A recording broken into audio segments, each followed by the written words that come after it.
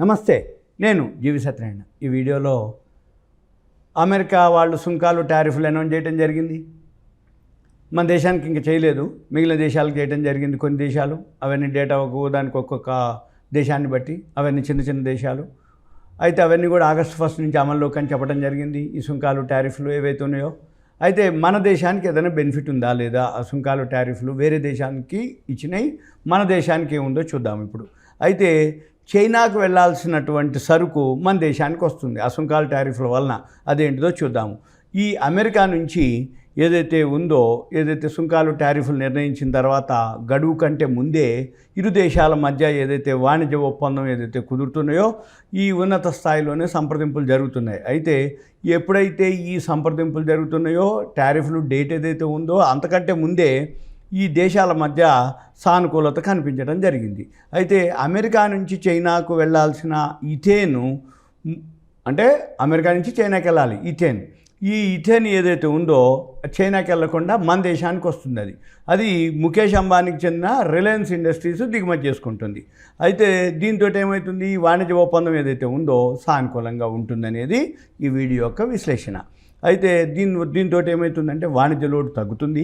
మన దేశంపై అమెరికా ఏదైతే ప్రధాన ఆరోపణ చేసింది, ఏమని, వాళ్ళ దేశం కంటే మన దేశంలోనే భారీగా సుంకం విధిస్తుంది వాళ్ళ వస్తువులపై, అంటే అమెరికా వస్తువులపై భారీగా సుంకం విధిస్తుందని, దీంతోపాటు ద్వైపాక్షిక వాణిజ్యంలో తమకే అధిక లోటు ఉంటుందని, ఇందుకోసం అమెరికా నుంచి మరిన్ని ఉత్పత్తులను భారత్ దిగుమతి చేసుకోవాలని కోరుతుంది. అయితే ఇప్పుడు అమెరికా నుంచి ఏదైతే ధృవీకృత ఈథేన్ని రిలయన్స్ ఇండస్ట్రీస్ తీసుకుంటుంది, అందుకొని దీన్ని ఎథిలిన్గా మార్చి ప్లాస్టిక్స్ తయారీకి ముడిసరిగ్గా ఉపయోగిస్తారు. ఈథేన్ దేనికి వాడతారు అంటే, దీన్ని ఎథిలిన్గా మార్చి, మీకు బాగా గుర్తుంది అంటే ఎవరైతే చాలా సీనియర్లు ఉంటే, పాపం కాదు, సీనియర్లు ఉన్న వాళ్లకు ఇది తెలిసి ఉంటుంది. ఒకప్పుడు రిలయన్స్ ఆర్పిఎల్ అనేది ఉంది, రిలయన్స్ పాలిపిథిలిన్, రిలయన్స్ పాలిఎథిలిన్ అని ఉండేది. అదే ఆర్పిఎల్ మళ్ళీ దాంట్లో కలిపేశారు, ఏది రిలయన్స్ ఇండస్ట్రీస్లోకి, రిలయన్స్ పెట్రోలియం ఇవన్నీ రిలయన్స్లోకి మెర్జ్ చేశారు. అప్పట్లో ఎవరైతే చాలా పాత వాళ్ళు ఉంటే షేర్ మార్కెట్లో ఉన్న వాళ్ళకి ఆర్పిఎల్ గురించి ఐడియా ఉంటుంది. అదే ఆర్పిఎల్ అంటే ఎథిలిన్ ఏదైతే ఉందో దాన్ని మార్చి, ఈ ఈథేన్ని ఎథిలిన్గా మార్చి మళ్ళీ ప్లాస్టిక్ తయారీకి ముడిసరుగ్గా ఉపయోగించడం జరుగుతుంది. ఇప్పటి వరకు ఏదైతే ముడి చమురు ఉందో దాన్ని విడదీస్తారనమాట. తీసి దీనివల్ల ఏమవుతుంది, 30% సామర్థ్యమే వస్తుంది. అదే ఈథేన్ నుంచి 80% ఎథిలిన్ వస్తుంది అనమాట. అదే అనమాట, ఇప్పుడు ముడి చమురు నుంచి విడగొట్టి చేస్తే 30% వస్తుంది. అదే ఈథేన్ నుంచి ఎథిలిన్ని కనుక తీస్తే 80% వస్తుంది. దాంతో ఏమవుతుంది, రిలయన్స్కి ముడి పదార్థాల వ్యయము బాగా తగ్గిపోతుంది.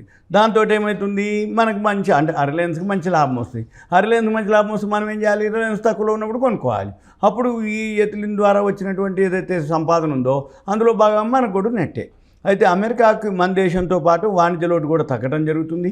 అయితే ఇది ఒక రకంగా అమెరికా అధ్యక్షుడు ట్రంప్ని సంతోషపరిచే అంశమే అని చెప్పడం జరుగుతుంది.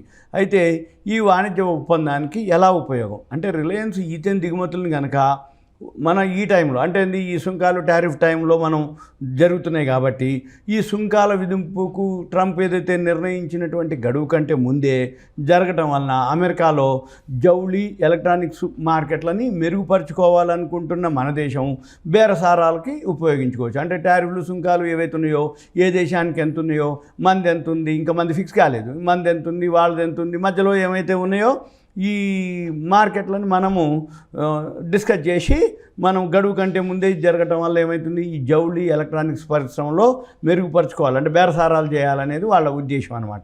అయితే ఈ ట్రంప్కి మన ముఖేష్ అంబానీకి ఎటువంటి అనుబంధం ఉంది అనేది చూద్దాం.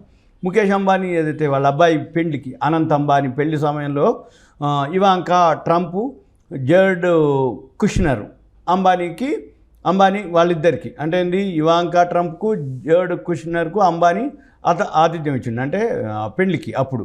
అయితే ట్రంప్ అమెరికా అధ్యక్షుడిగా రెండోసారి ఎన్నికైన తర్వాత అతి కొద్ది మంది అతిథుల్ని పిలవడం జరిగింది. అప్పుడు ముఖేష్ అంబానీ సతీ సమేతంగా కూడా హాజరవడం జరిగింది. దాని తర్వాత ఏమైంది, ఆ విధంగా అంటే ఒకసారి వీళ్ళ అబ్బాయి పెళ్లికి రావటం ఇవాంకా ట్రంప్, మళ్ళీ ఆయన గెలిచిన తర్వాత వీళ్ళు పోవటం, ఎవరు, ముఖేష్ అంబానీ ఆయన ఫ్యామిలీతోటి పోయిన తర్వాత అక్కడ ఏమవుతుంది, ఆ విధంగా ట్రంప్కు ముఖేష్ అంబానీ ఫ్యామిలీకి మంచి అనుబంధం ఏర్పడటం జరిగింది.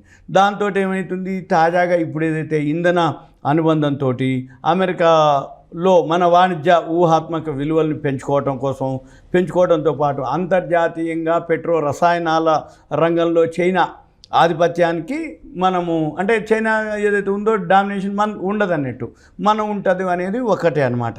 అయితే అమెరికా ఏదైతే కుబేరుడు ఉందో ఎలన్ మస్క్ మళ్ళీ ట్రంప్కు విభేదాలు రావటం, ఎలన్ మస్క్ నేను కొత్త పార్టీ పెడతా అనటం, ఆయన షేరు నిన్న నియర్లీ 8% వరకు పడి 6.74% వరకు మైనస్లోనే క్లోజ్ అవటం ఏది అమెరికా మార్కెట్లో. అంటే ఎలన్ మస్క్ ఏదైతే కొత్త పార్టీ పెడుతుందో అది ఈజీ కాదు అనేది ఆ షేర్ హోల్డర్స్ అందరూ కూడా ఆ షేర్ని అమ్మటం జరిగింది. అంటే వేరే విధంగా అంటే ఎప్పుడైతే ఒక న్యూస్ వచ్చిందో అది మార్కెట్ పాజిటివా నెగిటివా న్యూట్రల్ తీసుకుంటుంది, అది నెగిటివ్ తీసుకోవడం జరిగింది. ఆయన అన్నటువంటి వార్తని, ఎలన్ మస్క్ కొత్త పార్టీ పెట్టా అనే వార్తని మార్కెట్ ఆ షేర్ మీద నెగిటివ్ ఇంపాక్ట్ తీసుకోవడం జరిగింది, నెగిటివ్గా ఫాల్ అవటం జరిగింది. నియర్లీ 6.7%, అంటే 8% వరకు పడి కొంచెం రికవరీ అయింది. అంటే ఇవన్నీ కూడా ఏమవుతున్నాయి, ఏదైతే ఉందో ముఖేష్ అంబానీకి ట్రంప్కు ఎలన్ మస్క్ ఏదైతే జరిగినటువంటి నేపథ్యంలో ముఖేష్ మళ్ళీ ఆయనతోటి ఏదైతే ఫ్రెండ్లీగా ఉందో ఈ ఇంకో బిలియనీర్ సన్నిహితం అంటే సపోజ్ ట్రంప్కి ఏమవుతుంది, ఒకవేళ ఎలన్ మస్క్ పోయినా ఇంకో బిలియనీర్ అంటే ఇండియాలో